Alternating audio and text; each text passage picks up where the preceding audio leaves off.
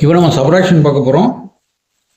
சப்ராக்ஷனும் அதே சார்ட்டு தான் யூஸ் ஆக போகுது. சப்ராக்ஷனும் அதே சார்ட்டு தான். சம் பாருங்கள், என்னென்ன சம் கொடுத்துருக்கோம் சப்ராக்ஷனில். 6 - 4. அப்போ என்ன பண்ணுவோம், ஃபஸ்ட்டு 6 எங்கே இருக்குன்னு பாருங்கள். 6 இங்கே இருக்கா? 6 - 4. 4 நம்ம என்ன பண்ணுறோம், சப்ராக்ஷன் பண்ணி எடுத்துடுறோம். 4 எடுத்துடுறோம். ஓகேவா? அப்போ மிச்சம் இருக்கிறது என்னது, 1 2 தான் இருக்குது. 6 - 4னா சம் வந்து 6 - 4. மொத்தமாக நம்ம 6 இருக்கிறத எடுத்துக்கிட்டோம். அதில் 4 மைனஸ் பண்ணி எடுத்துகிட்டா ரிமைண்டர் இருக்கிறது 1 2. ஓகேவா? அடுத்த சம் பாருங்க, 7 - 3. 7 - 3 எப்படி பண்ணலாம்? இங்கே 7 இருக்கு, அதில் 3 ரிமூவ் பண்ணிட்டாக்கா அடுத்தது இருக்கிறது 4. இன்னொரு மெத்தடும் பண்ணலாம். இதே சம்மே பாருங்க, 8 - 5. 8 - 5 எப்படி பண்ணலாம்? டோட்டலாக 8 இருக்கா?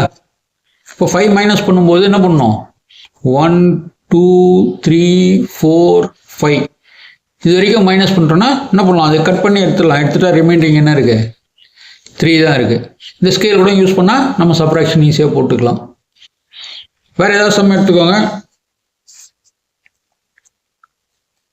இப்போ 7 இருக்கு, 7ல் 3 போச்சுன்னா எவ்வளோ, 1 2 3. ஓகேவா? அப்போது இதை மைனஸ் பண்ணிட்டாக்க ரிமைனிங் எவ்வளோ இருக்குது, 4. அடுத்து சும்மா இப்போ 6 - 3னே வச்சுக்கோங்க. 6 இருக்குது, 3 மைனஸ் பண்ணோம், 1 2 3.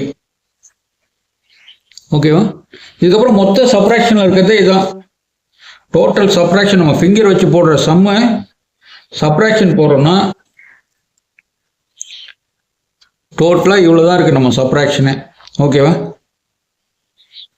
இந்த 5 6 எல்லா நம்பருக்குமே நான் போட்டிருக்கோம். இதை ஒன்று நீங்கள் ஃபாலோ பண்ணிட்டீங்கன்னா உங்களுக்கு சப்ராக்ஷனில் வேறு எந்த டவுட்டுமே இல்லை. பை யூஸிங் ஃபிங்கரிங் மெத்தட் இவ்வளோ தான் இருக்குது. ஃபிங்கரிங் மெத்தடில் சப்ராக்ஷனு ஃபிங்கரிங் மெத்தட் தான் சொல்லுது. ஃபிங்கரிங்கில் நம்ம பண்ண போகிற டோட்டல் சப்ராக்ஷனே இவ்வளோ தான். ஓகேவா? 2 3லாம் ஈஸியாக இருக்கவே போடல. இப்போது 2 வந்து நாங்கள் 2 வந்து 1ஆல் தான் மைனஸ் பண்ண முடியும். அதனால் 2 3 விட்டுட்டு 4ம் விட்டுட்டு 5லேருந்து 10 வரைக்கும் எல்லாத்தையும் போட்டோம். இதை நீங்கள் ரிப்பீட்டடாக பண்ணிட்டீங்கன்னா உங்களுக்கு சப்ராக்ஷன் ரொம்ப ஈஸி.